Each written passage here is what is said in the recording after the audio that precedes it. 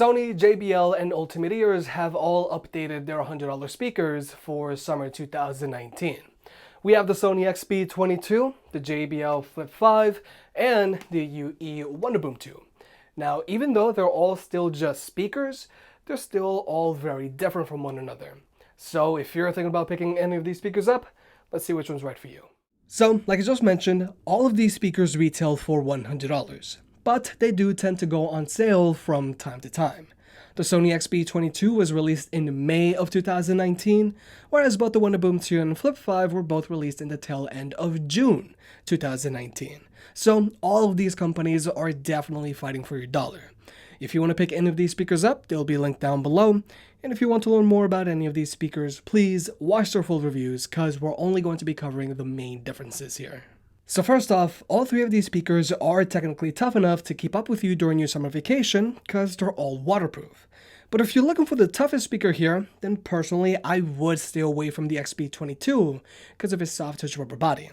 The XB22 has an IP67 rating, technically making it both dust and waterproof, but that plastic body is really just a scratch magnet. So I would recommend the XB22 if you plan on mostly using it at home or if you don't plan on being too tough on it.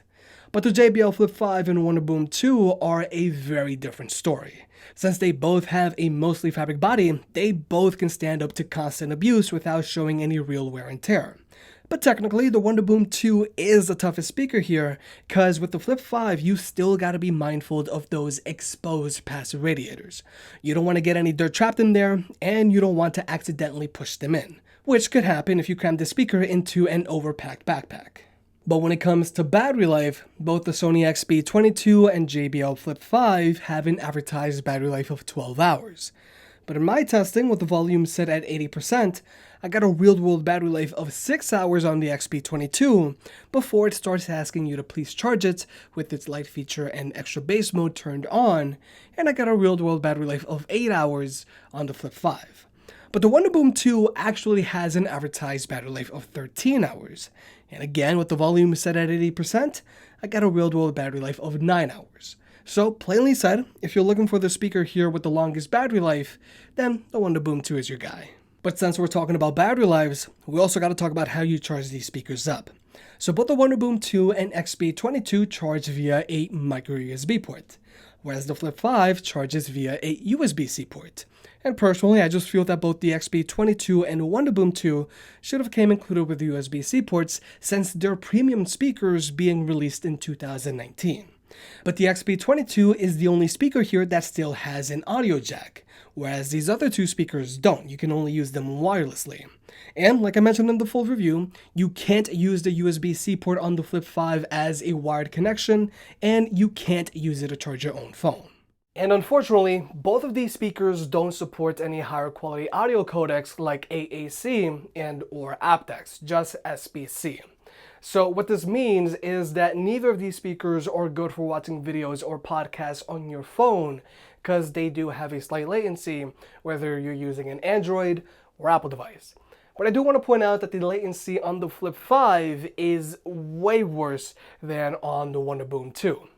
Whereas the XB22 does support AAC, which is good if you're an iPhone user. And it also supports LDAC, which is good if you're an Android user. But just keep in mind it doesn't have any aptX support.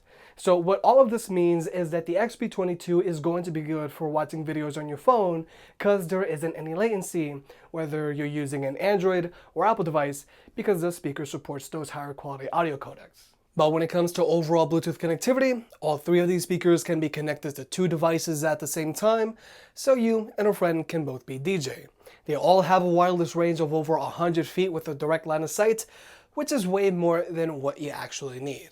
So, in general, all three of these speakers are perfectly fine if you want to use them to listen to music. But if you also plan on watching videos or watching podcasts with your speakers, then you might be better off with the XB22 because of the more advanced audio codecs. But now let's talk about speaker setups, because they're all very different from one another.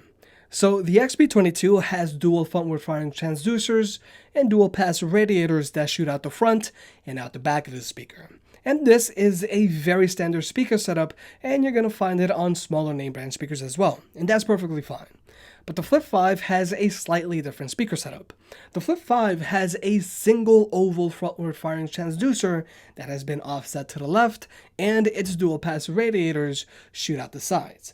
But for all intents and purposes, the XB22 and Flip 5 are both frontward firing speakers, whereas the Wonderboom 2 is a 360-degree speaker. It has dual transducers and dual pass radiators just like the XB22, but it's set up in an alternating pattern going all around the speaker to give you that 360-degree sound. And personally, I really do like the Wonderboom 2's 360-degree sound because it's great to use with friends at get-togethers because you can just put it in the middle of you and cover a larger area with music without having to crank the volume up super loud. And it also does a great job of evenly filling a room with music. But with all that being said, we're about to jump into a sound test. All of these speakers are playing at the same loudness, the XB22 is using extra bass mode, and the Wonderboom 2 is playing with its standard EQ.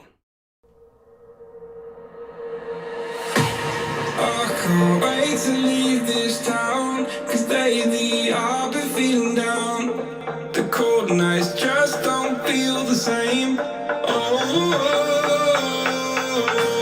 Like my life inside a car, hit the button, drive real far. Yeah, that record only died. I'm dreaming of you, I dream of a new night. Fight in the dark till we see the sunlight. My love is you and I. Close, close, we could not this far. So reach for the stars, 'cause we're aiming high.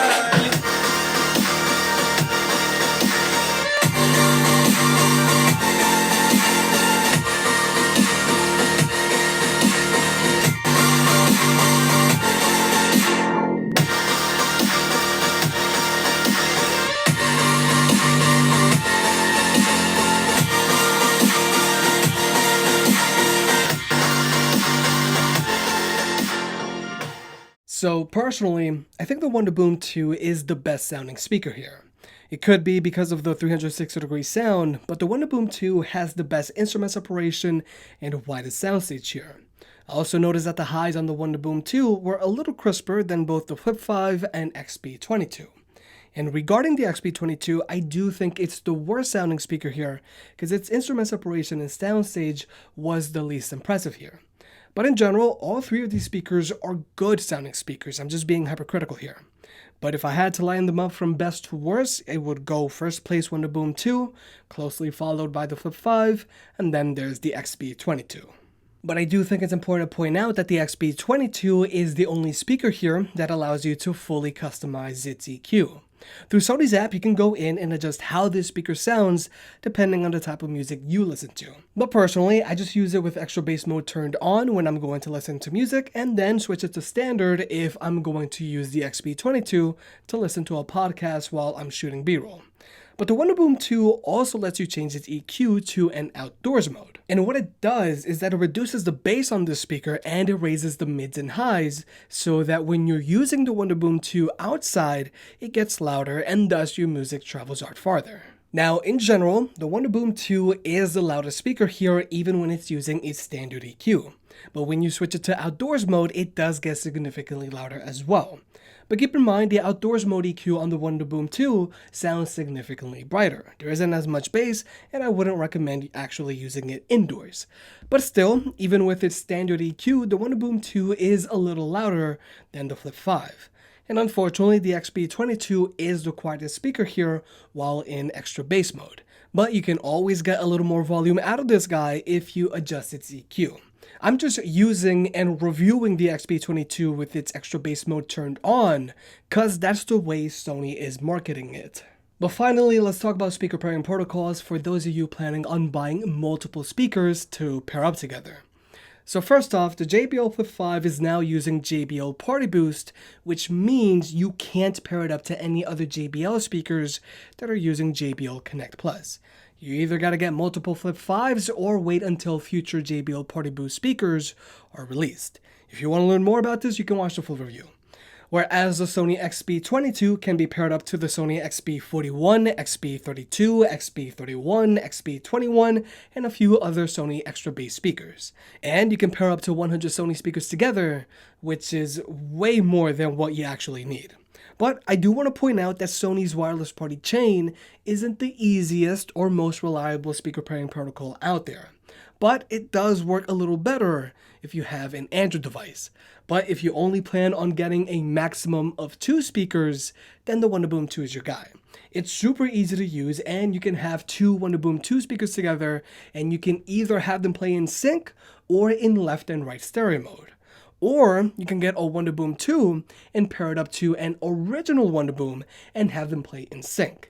But do keep in mind the Wonderboom 2 can't be paired up to any of UE's other speakers. But in general, pairing 2 Wonderboom 2 speakers or 2 JBL speakers together is a lot easier than pairing 2 Sony speakers together. But overall, out of this lineup, the Wonderboom 2 is my favorite and most recommended speaker here. I just find myself reaching for this speaker more often this summer than any other speaker here. Personally, I've grown to really like the 360-degree sound coming from the speaker because it's great to use with friends at a summer cookout, and it does a great job of evenly blanketing a room with music. Personally, I really like how it sounds, and the amount of bass coming out of this speaker is truly impressive. And since the speaker is so small and rugged, I really don't have to worry about it when I take it on the go with me. Now yeah, it does suck that the speaker still charges via a micro USB port, and it does suck that this speaker doesn't support higher quality audio codecs, so I would only recommend it for strictly listening to music. But if you're someone that plans on using your speaker for more than just listening to music, then I would recommend the Sony XB22 because of its higher quality audio codecs. And also, keep in mind this is the only speaker here that still has an audio jack if you need it. And then there's the JBL Flip 5, which I would only pick up if you absolutely need something that charges via a USB-C port, or if you plan on investing into JBL's new Party Boost speaker ecosystem, because you just need to pair more than 2 speakers together. If you made it this far, I guess you enjoyed the video, so hit that like button and get subscribed. It helps out more than you realize. If you want to pick up other products up mentioned in this video, those will be linked in the description down below, and you can also support the channel by checking out the merch store. But other than that, I'll catch you next time.